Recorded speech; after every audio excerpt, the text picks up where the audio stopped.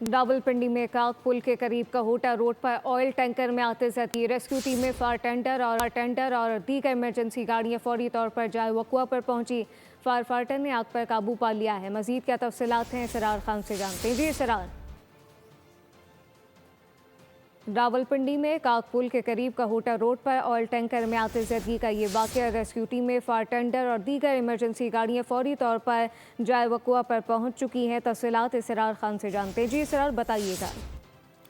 जी बिल्कुल, काक पुल के करीब ये जो कोटा रोड पे एक आज ऑयल टैंकर में आग लग गई थी और फौरी तौर पर जो रेस्क्यू टीमें हैं वहाँ पर पहुंच गई और कोशिश की कि आग पर काबू पाया जा सके, लेकिन आग की शिद्दत इतनी ज्यादा थी कि रेस्क्यू का काम को काफी टाइम लगा। लेकिन ताहाल अब जो मौजूदा जो सूरत हाल है उसमें रेस्क्यू की जानिब से तमाम जो आग वगैरह को बुझा दिया गया, टैंकर को बिल्कुल कूलिंग का अमल जारी है। तमाम इस हादसे में किसी किस्म की कोई जो है ना कोई शख्स जख्मी वगैरह नहीं हुआ है। जी इसरार खान, बहुत शुक्रिया।